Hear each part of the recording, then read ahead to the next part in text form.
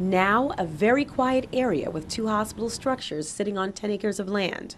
But pretty soon, those two buildings will have company. So it'll be very much like a little bit of urban environment in that part of town.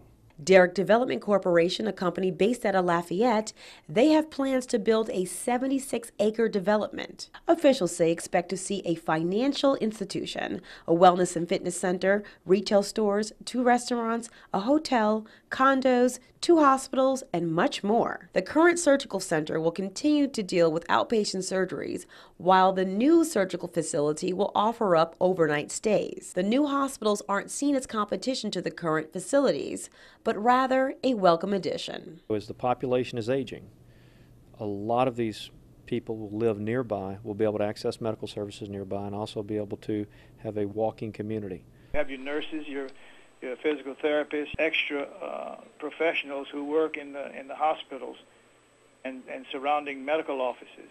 And that's why we feel that we'll be successful on the residential end of it. This project is very similar to one in Lafayette called River Ranch. River Ranch, mixed-use community in Lafayette, has been received well by the community, a sentiment developers hope to get here. And this is very much in vogue with what's going on around the country, and especially as our baby boomers are moving through. So why Lake Charles and why Imperial Boulevard off Nelson Road? That's in District G, which seems to be the greater growth area. It'll all be done through private funding. Imperial Pointe will be built in phases, with phase 1 being one rehab hospital and one surgical hospital. Developers hope to break ground by the end of this year.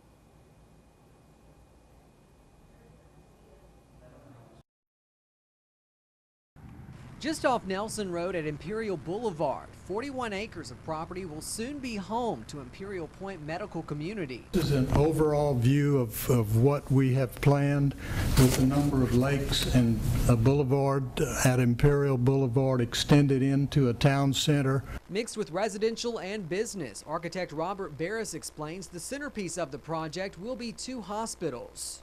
A rehab hospital will be a smaller one. The larger hospital will be a hospital for surgical use primarily. With the potential $200 million development, the Lake Charles City Council unanimously annexed the 41 acres, but not without concerns from nearby residents. I am in support of the development that is going on there, with the provision that fences and a buffer zone be provided to protect the residents from noise and any other type of pollution.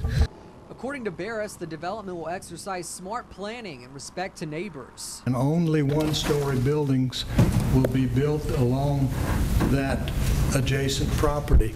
And we'll shield lighting, so any commercial parking lot lighting will not be focused back toward the neighborhood. To accommodate for more parking, a 4-story parking garage will eventually be built and screened by condos and businesses. Developer Rocky Robas said they've had success with two other such communities, one in Opelousas, the other in Hammond, and is glad to be working back here in Lake Charles. I love Lake Charles.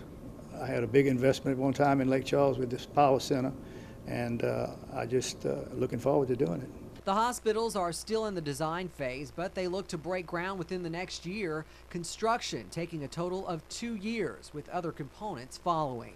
At your service in Lake Charles, Lee Peck, KPLC 7 News.